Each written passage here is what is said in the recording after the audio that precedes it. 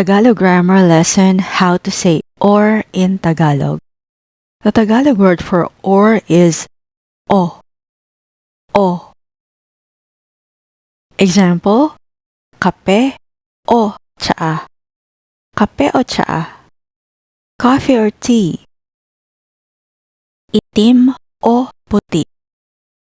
Itim o puti. Black or white. Isda o manok. Isda o manok. Fish or chicken. Kaliwa o kanan. Kaliwa o kanan. Left or right. Subscribe and head over to talktomeintagalog.com for more Filipino lessons for beginners.